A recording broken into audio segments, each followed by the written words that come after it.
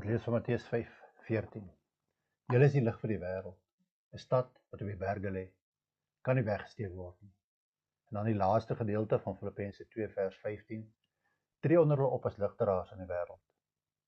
Terwyl ek hierdie dag besig is om my daaglikse stukkies vir Facebook reg te kry, merk ek dat die foto vaag is, of soos hulle in Engels sê, blurry is.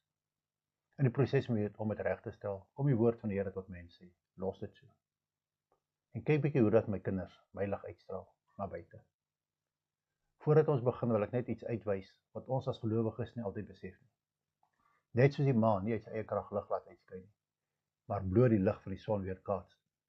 Net so is dit met die mens wat homself aan Jesus Christus oorgegee het.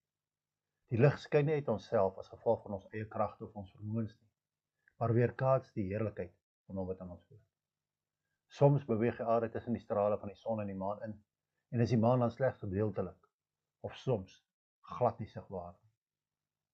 Net so is daar dikwels ook dinge in ons lewens wat die heerlikheid van Christus wat in ons woon en na buite weerkaats moet word, verhinder. My vraag aan jou vandag is dit: is jou geloof 'n helder skynende weerkaatsing van die liefde van Christus wat in jou woon? Of is dit bloot 'n vaag, blurry prentjie? Hoekom vra ek hierdie vraag, mag jy vra? Wel, menigmaal tree ek en jy op so 'n wyse op dat Christus nie in ons lewens sigbaar is nie.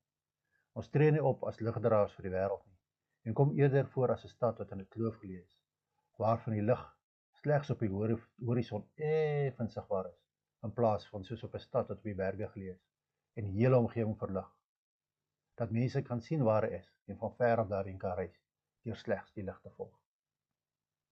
As mense van buite na ons as Christengelowiges kyk, sien hulle 'n duidelike lig wat Christus wat in ons woon weerspieël en behoefte in hulle wek om ook in die teenwoordigheid van die lig in te gaan? Of sien hulle dalk 'n vaag, blurry prentjie wat hulle sukkel om uit te maak? Is die beeld wat ons na buite uitstraal van so 'n aard dat die mense dit kan vertolk as: ek kan sien dat hierdie persoon se lewe gevul is met die liefde van Christus? Of is dit eerder 'n geval van: miskien is hy of sy tog 'n ware Christen? Miskien tog nie. Maar dit is moeilik om uit te maak as gevolg van die vaagbeeld wat van hulle uitstraal.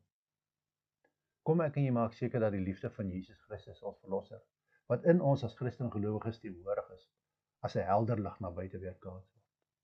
Nie terwille van onsself of ons aansien nie, maar terwille van hulle wat daar buite in die duisternis van die wêreld is. En terwille van die evangelie van ons Here Jesus Christus.